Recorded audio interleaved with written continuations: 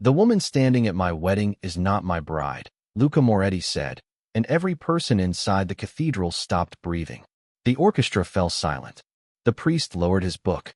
At the altar, Isabella Romano stood frozen beneath a white veil, surrounded by white roses, armed guards, and two of the most powerful crime families in New York.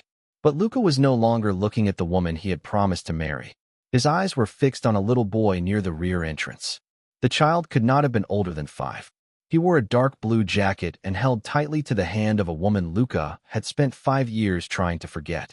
The boy had Luca's dark eyes, his stubborn chin, and the thin scar above his left eyebrow that every firstborn Moretti son had carried for 3 generations. Around the child's neck hung a gold pocket watch Luca had last seen in Elena Carter's hands on the night he promised he would never leave her. Elena had not planned to enter the cathedral. She had traveled from Pennsylvania intending to leave the watch with an event coordinator and return home before the first wedding guest arrived. She had arranged the delivery through a former hospital co-worker whose sister worked at the cathedral. Noah was supposed to remain with a trusted neighbor, but the woman had been rushed to the emergency room that morning. Elena had no nearby family and no intention of staying in New York longer than 5 minutes. Then heavy rain closed the delivery entrance, and a hurried usher directed Elena and Noah through a side corridor without realizing the wedding procession had already begun. By the time Elena understood where they were, turning back would have drawn the attention of every guard in the building. She stayed beside the doors and prayed Luca would never look behind him. Then Noah saw the man from the photographs he had secretly found online. "Mom," he whispered, "is that my father?" Luca heard him. He turned, saw the watch, and stepped away from the altar. Isabella's father rose from the front pew. Vittorio Moretti, Luca's father, remained seated, but his expression hardened. Elena felt Noah's fingers tightening around hers as Luca walked down the aisle. 5 years had changed him. The man she remembered had carried danger like a burden. The man approaching her now wore it like armor. Yet when he stopped in front of Noah, the coldness left his face. "Where did he get that watch?" Luca asked. Elena placed one hand protectively over it. "It belongs to you. I gave it to you. I came to return it." Luca looked at Noah again. "How old is he?" Elena did not answer. Elena. She had imagined this moment hundreds of times, but never beneath cathedral lights and never with armed men watching her son. "His name is Noah," she said. "He turned 5 in March." Luca's face lost all color. Noah studied him with the painful seriousness of a child who had waited too long for one answer. "Are you my dad?" Before Luca could respond, Vittorio's voice cut through the silence. "This ceremony will continue." Noah flinched. Luca immediately stepped between the child and his father. "You knew," Luca said. Vittorio rose slowly. "This is neither the time nor the place. You knew Elena was pregnant." "I knew she claimed to be." Elena's fear disappeared beneath 5 years of anger. "I never asked your family for anything." Vittorio looked at her as though she were an old mistake that had returned without permission. "You disappeared after accepting a generous settlement." Luca turned toward her. "He told me you took money. I refused every dollar." Luca reached into the inside pocket of his jacket and removed a worn leather wallet. From it, he unfolded a letter whose edges had softened from being opened hundreds of times. "He said you wrote this." Elena read the first sentence and shook her head. By the second, her eyes had filled with tears. "This is not mine." The cathedral faded around Luca as a memory returned. He saw Elena's tiny apartment 5 years earlier, rain moving down the windows while he placed a velvet box in her hands. Inside had been his mother's watch. Engraved beneath the cover were the words, "Love is the only inheritance worth keeping." "My father gave her diamonds," Luca had said. This was the only thing she valued. Elena had looked at him with more hope than he deserved. "Why are you giving it to me?" "Because when I am with you, I remember the man she wanted me to become." Now that same watch hung from the neck of a child who carried Luca's face. Luca looked at Vittorio. "Did you forge the letter?" Vittorio did not answer.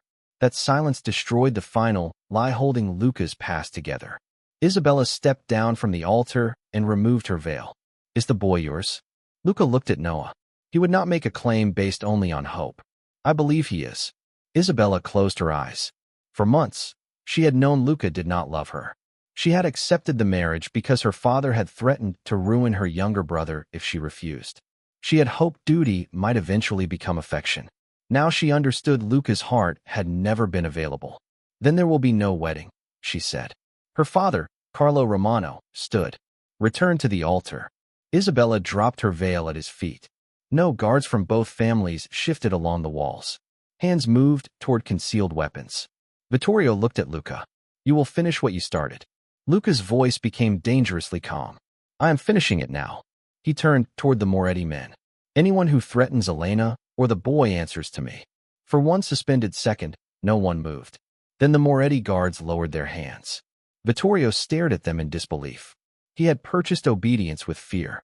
Luca had earned loyalty by protecting their families, paying hospital bills, and refusing orders that endangered innocent people. The power inside the cathedral changed owners without a single shot being fired. Leave, Luca told his father. Vittorio's expression did not break. You are destroying generations of work for a nurse and a child who may not be yours. Luca stepped closer. You stole 5 years from me. You will not take another second. Vittorio walked out with only 2 men following him. Carlo Romano left through a separate door, his face promising that the humiliation would not end inside the cathedral. Luca turned back to Elena. You and Noah are in danger now. We were in danger the moment your father discovered I was pregnant. Luca froze. How did he discover that? Elena looked at Noah, then at the letter N. Her hands. Another fragment of the past returned. 3 weeks after Luca promised to leave his family, he disappeared. His phone stopped working. His apartment was empty. Men at the Moretti estate refused to let Elena through the gates. Then Vittorio visited her apartment and placed a photograph on her table. It showed Luca beside Isabella at a private airport. Their engagement will prevent a war, Vittorio had said. You were a temporary rebellion. Elena refused to believe him, but Luca never called. 2 days later, she learned she was pregnant. She returned to St. Gabriel's Hospital for blood work, never realizing an administrative supervisor had been selling confidential information to the Moretti organization for years. Before the laboratory report reached Elena, Vittorio already knew. Someone entered her apartment while she was working. Nothing was stolen. The photograph of Luca and Isabella was placed on her pillow beside 4 words. The child changes nothing. Elena left New York before sunrise. Back in the cathedral, Luca looked as though the air had been driven from his lungs. My father threatened an unborn child. He did not need to explain what would happen if I stayed. Noah pulled gently at Elena's hand. Mom, I want to go home. Luca crouched slowly so they were at the same height. I am Luca. I know. I believe I am your father, but your mother deserves certainty. We can have a doctor confirm it. Do you want to be my father? Noah asked. The question struck Luca more deeply than the accusation in Elena's eyes. More than I knew I could want anything. Noah glanced at the altar. Then why were you marrying her? Luca looked toward Isabella's abandoned veil. Because adults sometimes make terrible choices and call them responsibilities. Elena almost recognized the man she had loved in that answer. Almost. Luca moved Elena and Noah to a secured hotel several blocks from the cathedral. He refused to take them to the Moretti estate, while Vittorio still controlled parts of the staff. His closest friend, Marco De Luca, reserved an entire floor under another name and placed trusted guards at both elevators and the service stairs. Elena hated every locked door and armed man. Noah was fascinated by the telescope near the window. Why do you need so many guards? He asked Luca. Because people have tried to hurt me. Why? Because I made choices that created enemies. Noah nodded thoughtfully. Mom says choices have consequences. Luca glanced at Elena. Your mother says many correct things. A private physician arrived to collect DNA samples. Elena insisted that every procedure be formally documented. Luca agreed without argument. As the doctor sealed the samples, Noah noticed the scar above Luca's eyebrow. He touched his own. We match. Luca smiled faintly. We do. The similarity pulled him into another memory. 5 years earlier, Elena had been working a night shift at St. Gabriel's when Luca was brought into the emergency department with blood staining his white shirt. She had not known his name. She had only known that 3 men in dark suits were ordering staff members around, and that the patient carried a pistol beneath his jacket.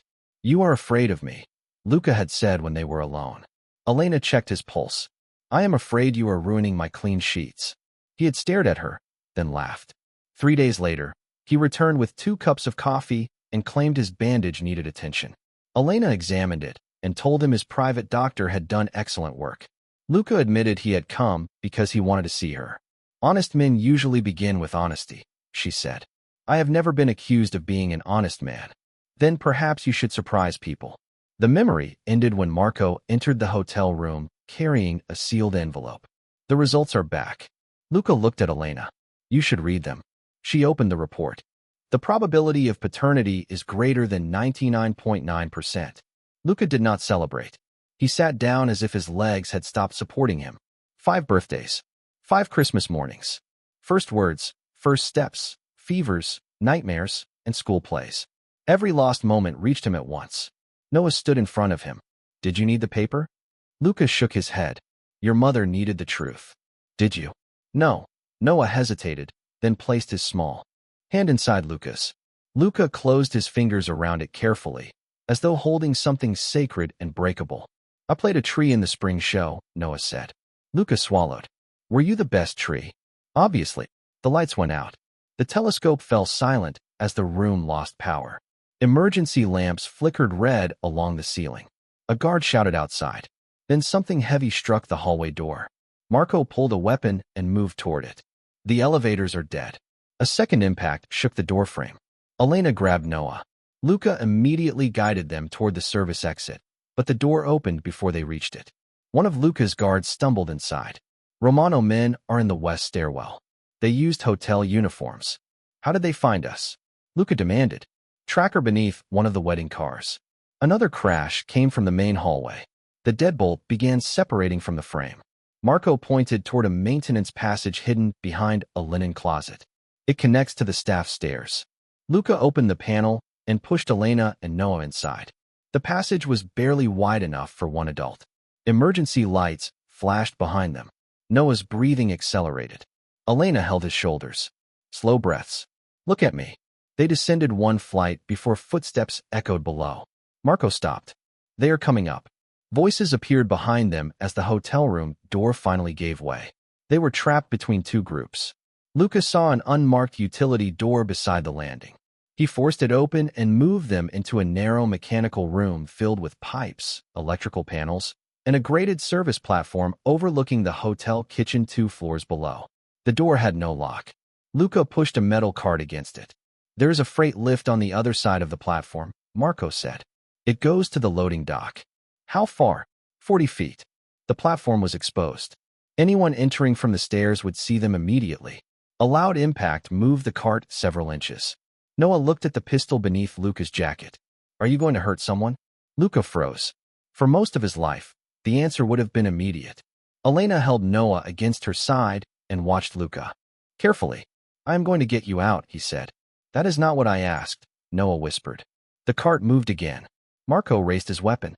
We are out of time. Luca looked at the door, then at the freight lift. He removed his phone and called the hotel's emergency line. Trigger the fire alarm on every floor. Open all fire doors and send the kitchen staff into the underground evacuation corridor. Marco stared at him. That corridor will be crowded. Exactly. They cannot attack us without exposing themselves to dozens of witnesses. Or they may not care. Then we make them care. Luca activated the building's security cameras from a private application and transmitted the live feed to a federal attorney he had secretly consulted months earlier. Every face entering this floor is now being recorded and sent outside the hotel. The door shook again. Luca took a metal wrench from the wall and struck a steam release valve. A cloud of hot vapor filled the mechanical room, obscuring the platform. The fire alarms erupted. Sprinklers activated throughout the kitchen. Staff members began shouting and running below. Luca lifted Noah into his arms. Stay against my shoulder. Close your eyes. Marco pushed the cart aside just as the door opened. Through the steam, shadowed figures entered, unable to see clearly. Luca did not turn toward them. He ran across the platform with Elena beside him. A hand caught Elena's coat from behind. She cried out as the fabric pulled tight across her throat. Luca stopped. For one terrible instant, the old instinct returned. He could put Noah down, turn around, and end the threat the way he had been trained. Instead, he shoved Noah into Marco's arms. grabbed Elena's wrist, and pulled her free as she slipped out of the coat. They reached the freight lift. Marco slammed the gate shut while bullets struck the metal framework behind them. Noah screamed. Luca covered the child's head with his body. The lift descended slowly, painfully slowly, toward the loading dock. One of the attackers leaned over the platform above and aimed through the grating. Luca saw him. Marco raised his weapon, but Luca knocked a hanging chain loose instead. A curtain of empty supply racks shifted across the shaft, blocking the line of sight. They reached the loading level and ran through a kitchen crowded with employees and guests evacuating through the fire corridor. The Romano men could no longer follow without revealing themselves to witnesses and cameras. At the loading dock, Luca pushed Elena and Noah into an armored vehicle. Marco climbed behind the wheel. My men can intercept the attackers at the west exit. Luca looked at his son trembling in Elena's arms. No, they came for your family. And if we retaliate, this never ends. Marco turned toward him. Then what do you want? Luca looked back at the hotel, where police sirens were approaching. I want evidence, witnesses, and an ending. During the drive out of Manhattan, Noah remained silent. Luca sat across from him, afraid that the child now saw only the man Elena had tried to escape. You did not go back, Noah finally said. What? When that man grabbed Mom, you did not go back to fight the others. Luca looked at Elena. Your mother mattered more than winning. Noah nodded, as though Luca had passed a test no one knew he was taking. They traveled to a coastal house in Maine that had belonged to Luca's mother. The property was held through a private trust and did not appear in Moretti Company records. Only Luca and Marco knew its location. The house was weathered and quiet, with no marble halls, armed guards, or portraits of powerful men. There was only one faded photograph of Sophia Moretti standing beside the ocean. That night, Noah asked why Luca's mother had kept the house. She said it was the only place where my father could not hear himself giving orders, Luca answered. Was your dad always mean? Luca considered lying. No, I think he became afraid of losing power, and then fear became the only thing he trusted. Noah touched the gold watch. Did this belong to her? Yes. Why did you give it to Mom? Luca looked across the room at Elena. The question returned him to their final weeks together. He remembered breakfasts in a 24-hour diner, Elena describing the free clinic she wanted to open, and the morning she told him she would not remain a secret forever. Luca promised he was moving money into legitimate businesses and preparing to leave the family. He asked for 1 month. 3 weeks later, his convoy was attacked after he rejected the Romano marriage alliance. The head injury left him unconscious for 6 weeks. Vittorio concealed his condition and told Elena that Luca had chosen Isabella. When Luca finally woke, his father showed him the forged letter and claimed Elena had accepted money. Luca searched for her, but Vittorio altered hospital records, paid investigators, and erased every trail. Luca had continued carrying the letter because it was the only explanation he possessed, even though some part of him never believed it. I gave your mother the watch because she reminded me of the person I wanted to become, Luca told Noah. Did you become him? Luca looked at the quiet house, the son he had just found, and the woman who still did not trust him. Not yet. Life inside the coastal house slowly softened the distance between them. Noah convinced Luca to build a model airplane, though neither understood the instructions. They attached one wing backward and argued over which page they had missed until Elena laughed. Luca stopped moving. What? She asked. I had forgotten that sound. At night, after Noah slept, Luca and Elena sat on the porch listening to the ocean. I searched for you, Luca said. Not hard enough. My father controlled the records. He paid people to lie. And you believed them. I believed enough to stop asking the questions that frightened me. Elena looked at him. That is the first honest thing you have said about it. I thought you had chosen another life. I did choose another life. After your father threatened our child, I should have known you would never take his money. You should have known me. Luca accepted the words without defending himself. I didn't know you. I simply trusted my fear more than what I knew. Elena looked toward the window where Noah slept. Love was never our problem, Luca. Do you still love me? Tears appeared in her eyes. That is still not our problem. The following morning, Luca contacted the federal attorney who had received the hotel footage. For years, Luca had quietly collected records against both families while attempting to move Moretti businesses toward legal operations. He now offered everything, financial ledgers, recorded calls, shell company accounts, and evidence linking Carlo Romano to the hotel attack. In return, Luca asked for protection for Elena, Noah, Isabella, and employees who had not participated in crimes. The attorney warned him that cooperation would not erase his own responsibility. "You may lose almost everything," she said. Luca watched Noah collecting seashells with Elena outside.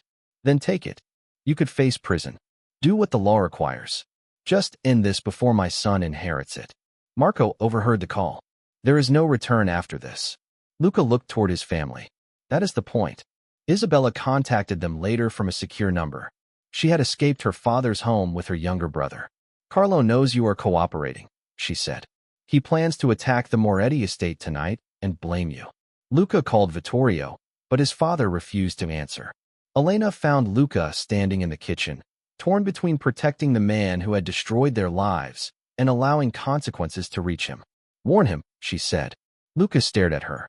"After what he did to you, I am not asking you to forgive him. I am asking you not to become him." Before Luca could respond, Noah screamed from upstairs. They found him struggling to breathe on the bedroom floor. His rescue inhaler was not helping. Elena remained controlled, but Luca saw terror in her eyes. A storm had flooded the fastest road to the hospital. Marco had reviewed Noah's medical history after the hotel attack and quietly stationed an emergency medical team at a private airfield 30 miles away. He called them while Luca carried Noah to the car. Halfway to the main road, a fallen tree blocked both lanes. Luca climbed into the back seat and held Noah while Elena monitored his breathing. "Stay with me," Luca whispered. "You still have to show me how to be the best tree." Noah tried to smile. Luca pressed his forehead against his son's and began to pray. He promised God his name, his money, his freedom, and every year remaining in his life if Noah would take one clear breath. Emergency lights appeared through the rain. The helicopter could not land near the flooded road, but its medical team reached them in an off-road vehicle. They stabilized Noah and transported him to a regional hospital. The doctor later explained that mold disturbed during repairs at the old house had triggered the severe attack. Noah would recover. Lucas sat beside the bed all night, still wearing a shirt stained with rain and mud. Elena watched him from the doorway. He no longer resembled the man who had controlled a cathedral full of armed guards. He looked like a frightened father who had nearly lost the child he had only just found. She sat beside him. "He is going to be all right." Luca nodded, but tears moved silently down his face. "I missed 5 years. Then I almost lost every year that could come after." Elena took his hand. "You did not lose him." Noah opened one eye. "Are you two getting married?" Elena released Luca's hand. "Go back to sleep." "That is not a no," Noah whispered. Vittorio arrived the next morning alone. Luca met him in the hallway. "How did you find us?" "You used an aircraft registered through a company I once controlled." Vittorio looked through the window at Noah. "The boy resembles you. He has a name." "I know his name." Luca stepped between his father and the room. "You will never threaten him again." Vittorio's voice lowered. "The Romanos are moving against the estate. Your cooperation destroyed the balance that kept this family alive. That balance was built on fear. It made us powerful. It made us empty." Vittorio glanced at Elena. "And you think love saved you?" "No. Love showed me what I was becoming." Luca moved closer. "You once had the same choice with my mother. You chose power." Pain crossed Vittorio's face. "Your mother believed I could change until the day she died. Then perhaps this is your last chance to prove she was not a fool." Luca told him to surrender and provide evidence against Carlo Romano. Vittorio gave a hollow laugh. "Men like me do not surrender. Men like you die alone." Vittorio looked through the glass again. Noah had awakened and was waving weakly. After a long hesitation, Vittorio raised one hand in return. Then he walked away. At the Moretti estate, Vittorio opened a wall safe containing business ledgers and a wooden box that had belonged to Sofia. Inside was a letter she had written shortly before her death. He had hidden it years earlier because the first lines accused him of becoming the man he once hated. This time, he read to the end. "If Luca ever chooses love over power, let him go," she had written. "Do not destroy him the way this life destroyed you." That evening, Romano vehicles approached the estate. Federal agents were already waiting. Vittorio had called them 20 minutes earlier. He surrendered the family records and evidence connecting Carlo to the hotel attack. Before agents took him away, He gave Marco a letter for Luca. It contained 3 sentences. Your mother was right about love. I understood too late. Do not make my mistake. Carlo Romano was arrested that night. Isabella entered protective custody and testified against him. Luca also faced the consequences of his past. He surrendered most of his wealth, testified against both organizations, and accepted strict federal supervision under a cooperation agreement. Investigators found no evidence that he had ordered the violent crimes committed under Vittorio, but he was held responsible for financial offenses connected to the family businesses. He received probation, travel restrictions, and continuing financial oversight rather than disappearing into an unrealistically easy new life. By the time the trials ended, the Moretti empire no longer existed. That was all the explanation Luca ever offered Noah. The government took the businesses because they were built with money that did not belong to us, he said. Noah thought about it. Are you sad? Luca looked toward Elena. No. Some things should be lost. Luca moved into a small rented house near Elena's clinic in Pennsylvania. He did not ask to live with her. He did not demand forgiveness. Every morning, he drove Noah to school. Every afternoon, he helped renovate an abandoned building Elena hoped to turn into a free community health center. He used what remained of his legal funds to purchase medical equipment through a charitable trust. Elena discovered the paperwork. You cannot buy forgiveness, she said. I know. Then why did you pay for the clinic? Because you wanted to help people before you met me. Because my family spent generations taking from communities like this. And because some debts should be paid even if forgiveness never comes. Elena looked around the unfinished building. What will you do when the money is gone? Marco found me work managing security for a shipping company. You are going to work for someone else? They expect me to arrive at 8 every morning. Elena laughed. That may be the harshest punishment you have faced. Luca smiled. I survived your hospital sheets. I will survive employment. He attended Noah's school meetings, learned to prepare 3 meals without setting off the smoke alarm, and sat in the front row when Noah played a Cloud in the winter program. You were the best Cloud, Luca said afterward. Obviously, Noah replied. Luca never pressured Elena to resume their relationship. He simply remained. When Noah had nightmares, Luca sat beside his bed. When Elena woke from memories of the hotel, Luca stayed outside her door until she felt safe. When reporters appeared at the clinic, Luca waited in his car rather than bringing more attention inside. Slowly, Elena saw the difference between the man who once promised change and the man who now changed without asking to be rewarded. 1 year after the cathedral wedding, Elena asked Luca to meet her at the coastal house in Maine. The mold had been removed, the walls repaired, and the windows opened toward the ocean. Luca arrived at sunset and found Elena standing on the porch with the gold pocket watch. I thought you returned that at the cathedral, he said. You never took it. She placed it in his palm. Open it. Beneath Sophia's engraved words, Elena had added a second line. Some inherit love. Others choose it every day. Luca looked up, unable to speak. Noah stepped out from behind the door wearing a small suit and carrying 3 rings tied to a seashell. Mom says there should not be. Hundreds of people this time, he announced. Elena smiled through her tears. I said there should be no wedding unless you still want one. Luca stared at her. Elena, I would marry you in a parking lot during a thunderstorm. This is slightly more romantic. Almost anything would be. He stepped closer, but did not touch her until she reached for his hand. Are you certain? No, she said honestly. But I am no longer waiting to feel certain. I know who you were. I see who you choose to be when no one is watching. And I love the man who keeps choosing us. Luca's eyes filled with tears. I cannot promise the past will never follow me. Then we will face it together. I cannot give you the life I once planned. Elena looked toward the small house, their son, and the endless water. You already gave me the life I wanted. You came home. They were married the following morning on the beach. Marco served as Luca's witness. A nurse from Elena's clinic stood beside her. Noah carried the rings and dropped one into the sand, forcing everyone to search for 10 minutes. There were no armed guards, powerful families, or expensive decorations. Luca wore an ordinary dark suit. Elena wore a simple ivory dress. When the officiant asked Luca to speak his vows, he looked at Elena and then at Noah. For most of my life, I believed love was something an enemy could use against me. I believed power meant needing no one. Then I met a woman who demanded that I choose something better. I failed her once. I cannot erase that failure, but I can spend the rest of my life making different choices. I promise truth.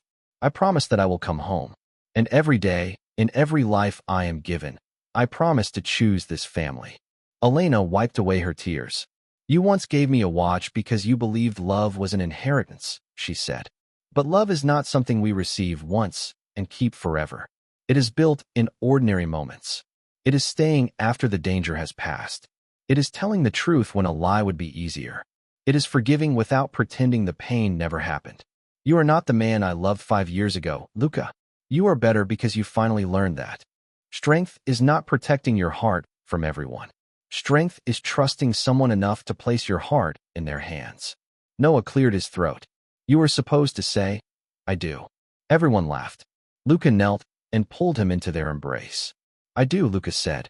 I definitely do. 7 years later, the free clinic had become one of the most respected community health centers in the state. Elena directed its medical programs. Luca managed operations and security after completing every requirement imposed by the court. Noah grew up knowing the truth about his father. He knew Luca had once belonged to a family that confused fear with respect. He also knew that no person was defined only by the name inherited at birth. One afternoon, Noah's teacher asked the class to write about a hero. Other students chose firefighters, athletes, soldiers, and comic book characters. Noah stood in front of the room holding a photograph of Luca at the clinic's opening. My hero is my dad, he said. A classmate raised his hand. Wasn't your father the head of a mafia family? Noah looked at the photograph and smiled.